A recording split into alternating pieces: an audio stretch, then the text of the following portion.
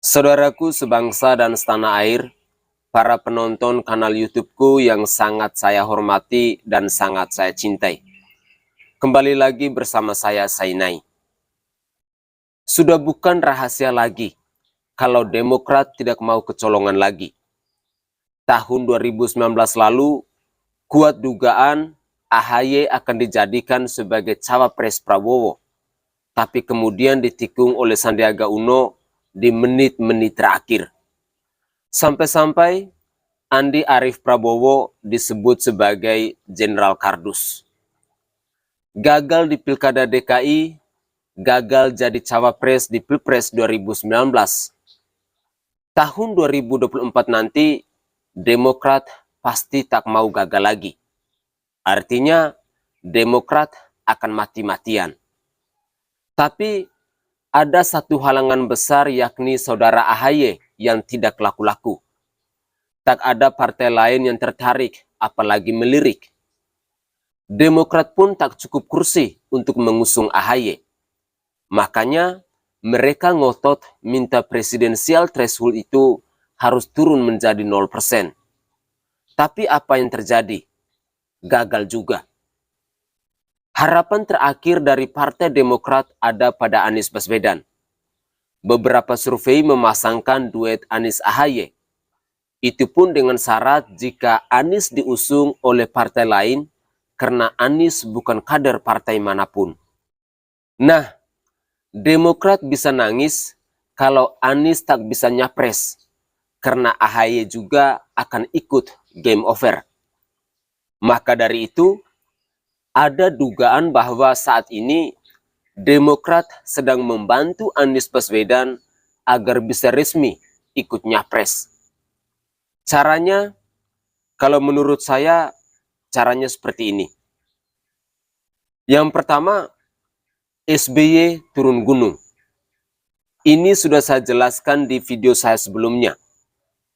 Dia bikin isu capres-cawapres hanya 2 pasang dan pemilu akan tidak jujur.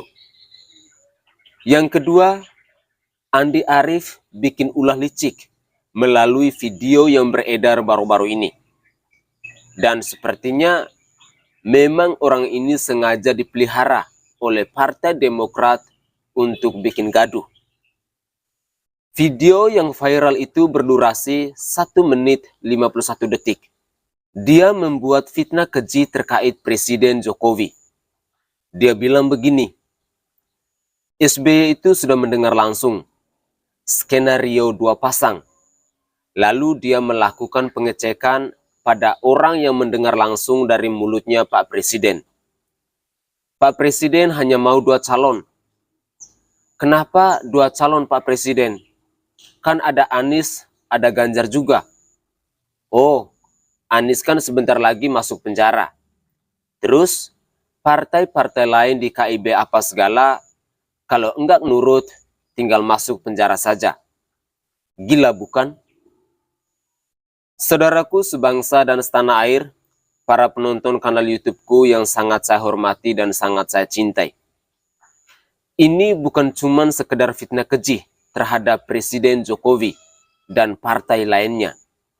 Tapi apa maksud lainnya di balik kontroversi ini? Tujuan dari ucapan Andi Arief adalah untuk memoles Anies Baswedan. Pola ini sangat khas. Demokrat mau menggunakan kembali strategi yang pernah digunakan SBY dulu, yaitu play victim dan dizolimi. Masih ingat kan? Kalaupun sudah lupa, ayo kita ingat-ingat lagi. Pertanyaan saya kepada kalian, kenapa SBY bisa menang pemilu dan jadi presiden? Faktor yang paling utama adalah strategi dizolimi. Jadi, tahu sendirilah bahwa banyak masyarakat yang gampang terenyuh dan tersentuh hatinya melihat orang yang dizolimi. Padahal, dalam politik, ini cuma strategi agar mendapat dukungan yang luas. Cara ini sepertinya mau dipakai lagi oleh Pepo SBY dan Partai Demokrat itu. Anies Baswedan mau dibikin seperti SBY. Anies mau dipoles agar dirinya terkesan dizolimi oleh pemerintah. Sudah terlihat tanda-tandanya. Anies dipanggil KPK, tapi narasi yang mereka buat adalah Anies sengaja dihalangi untuk jadi capres.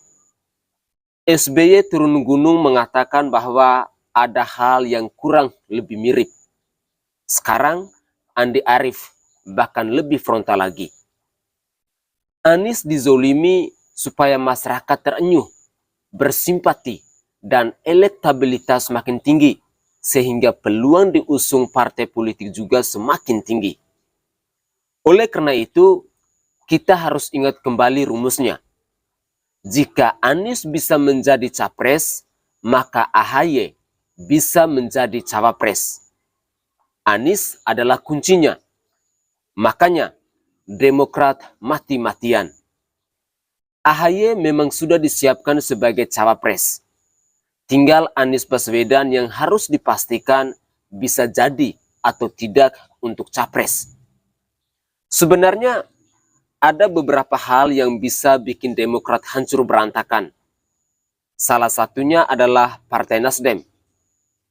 Menurut politikus Nasdem, Zulfan Lindan, ada dua nama yang bakal capres yang berpeluang diusung oleh Nasdem, yakni Ganjar Pranowo dan Anies Baswedan. Tapi Ganjar disebut ada hambatan secara psikologis, yakni berani nggak dia keluar dari PDIP. Kalau Ganjar nggak berani, maka mutlak Anies yang akan diusung. Dari sini terlihat kalau Nasdem sangat ngarep pada Ganjar. Ganjar adalah pilihan pertama, sedangkan Anies Baswedan hanya berada di posisi cadangan, tapi dijadikan sebagai pancingan agar Ganjar segera ambil keputusan. Sebenarnya ada juga skenario lain di mana AHY bisa gagal dan nangis darah lagi. Misalnya, Sandiaga Uno kembali menikung AHY. Sandiaga juga sudah siap ikut pilpres karena dana dan logistiknya juga banyak. Skenario lainnya adalah seperti nyanyian yang dilakukan mantan ketua KPK, Antasari Ashar, yang meminta SBY untuk berkata jujur soal kasus pembunuhan Nazarudin Zulkarnain yang membuatnya menjadi terpidana. Antasari bernyanyi di tanggal 14 Februari 2017. Itu dilakukan pada tepat 1 hari sebelum hari pemungutan suara Pilkada DKI. SBY sampai mewek dan menyebut itu salah satu penyebab AHY kalah. Berkaca pada kejadian ini, mungkin ada banyak hal lain yang tidak terungkap, yang jika terbongkar bisa bikin Demokrat kembali terjatuh. AHY pun bisa jungkir balik. Cara-cara yang dimainkan oleh Partai Demokrat memang adalah cara lama yang sudah basi. Jangan dikira main kasar bisa menang. Pihak lain sebenarnya juga bisa. Dan ada banyak kemungkinan bahwa AHY tak bisa ikut pilpres meski Anies bisa nyapres. Jika AHY gagal, maka banyak yang bakal merayakan pesta pora melihat keprihatinan dari Pepo SBY ini. Hal ini karena niat rakyat untuk menenggelamkan Demokrat di tahun 2024 sudah menjadi bukti nyata. Akhir kata, jangan lupa proyek mangkrak Wisma Atlet di Hambalang. Dan kapan AHY akan gunting pita?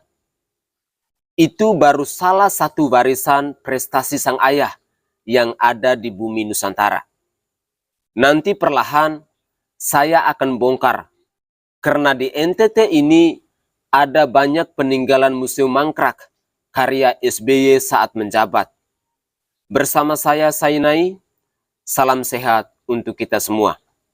Tetaplah menjadi pribadi yang kritis dalam menjaga keutuhan bangsa dan negara ini, terlebih khusus menjelang Pilpres 2024 nanti.